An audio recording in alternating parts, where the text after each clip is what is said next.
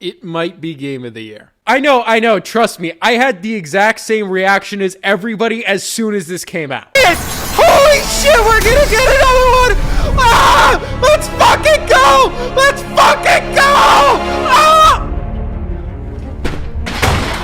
But at some point I came across a surplus of money and I thought, I think VR would really be fun, especially since the MetaQuest 3 just came out. So I think I'll buy it, and that's exactly what I did. I ended up getting the more expensive version, but I know they just came out with a $300 version. That pretty much is the same thing, or at least close to the same thing, with less storage. But with the purchase of the MetaQuest 3, I ended up getting Arkham Shadows for free, and it came out on October 22nd. Now before that, I got a couple games. I got AC Nexus, I got the new NFL game, Blades and Sorcery, and I thought, you know what? These aren't awful games. In fact, they're pretty damn good. Especially for VR, which is still developing, and I think is a very fun system. Now, me being a huge fan of the Arkham series, I was obviously excited to play Arkham Shadow, but I was so kind of whatever about it, because it's VR. Like, how fucking good is it gonna be, Well, do I have some news for you? The game was phenomenal. Like I said, it was my game of the year. Yes, it was better than Black Myth Wukong. Yes, it was better than the PlayStation Astro game that everybody loves. Now, I know we haven't gotten crazy great games this year, but as far as adding to the lore of Arkham, as far as how enjoyable a game was, I couldn't put this one down. This game was unbelievable and by far the best VR game I've ever played. Now, before I move on to the heavy territory, I will say,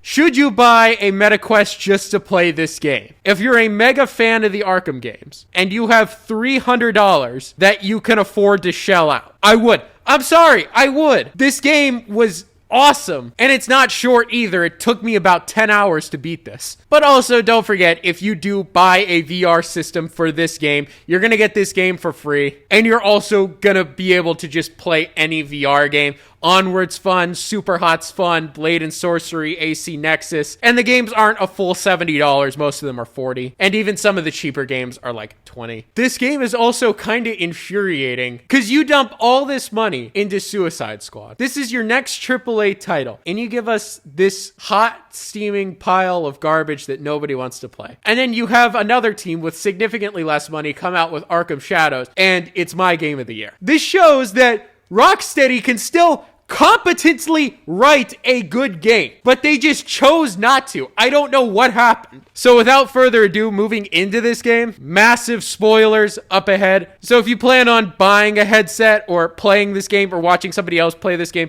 click off of this video. So huge thing, it changes the lore like a lot. We find out that growing up, Bruce and Harvey Dent were literally like brothers. They were inseparable and they grew up together. And we also see that Dent's dad has multiple personality disorder, and that's why he was taken away to go live with Bruce in the orphanage, and that's how they became so close. Now, it's clear that Dent has inherited the DID, which makes half of him Harvey Dent and the other half the Rat King, which is the main villain in this game. Although he is the Rat King, I still feel like the biggest villain in this game is Crane. You get to see the early days of Crane when him and Dr. Quinzel were working side by side in therapy at Blackgate. Now, besides the prologue, most of the game takes place in Blackgate. Now, the Rat King's followers literally will just not snitch, so Bruce has to go into Blackgate, disguised as a common crook to try to earn their trust and figure out who the Rat King is. So he goes as his alter ego, Matches Malone, which he has used in some of the comics. So he dresses up as Malone during the day, and at night he sneaks out of his cell and does work as Batman. So going back to Crane and Quinzel working side by side, we see that Harleen takes more of a traditional approach to therapy. She's very nice and kind and nurturing to the inmates, whereas Crane just kind of wants to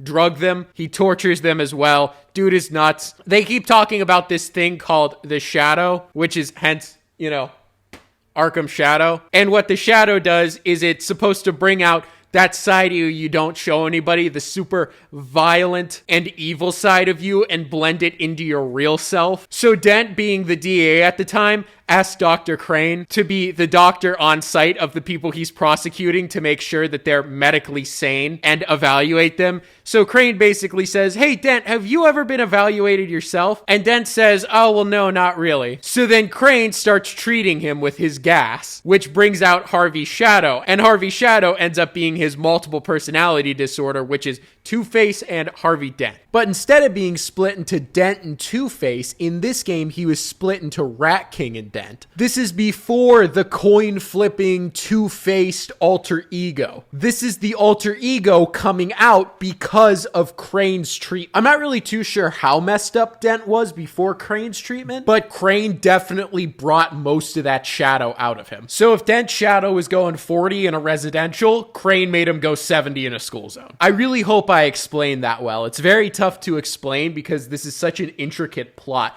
in what I think is the best VR game ever made. And this game really shows how brutal it is. They are two completely separate people in one body. And this really starts to show and take effect when you, or Batman, Matches Malone, I guess, are put up on trial for the murder of an undercover cop, which of course you're framed as you didn't commit because you're Batman. Yes, this is exactly what the subject, patient needs. No, just take it easy, guys. Keep this Do guy it. Hey, hold it!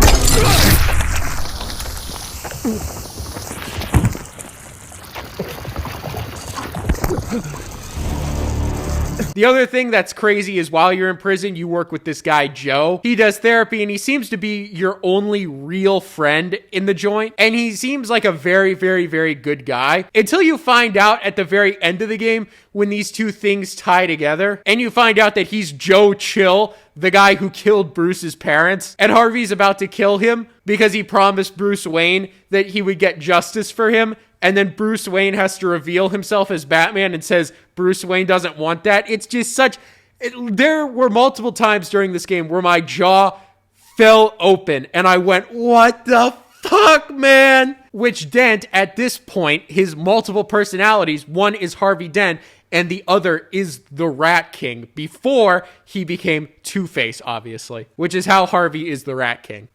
Fun. There are so many little Easter eggs and just things in this game that really add to the lore as well. But the combat system is awesome. The Predator system is great. I love doing this game. The puzzles in this game are fun. There's no Riddler trophies. There's rat trophies, which I didn't do. But just the amount of shit that you can do in this game, like I said, it was my game of the year. As a VR game, it was game of the year. And that's very hard to do. I enjoyed this more than Black Myth Wukong. Now, could you say I'm biased because the Arkham series holds a special place in my heart? Yeah, you probably could. But I just had so much fun with this game. That is what it is.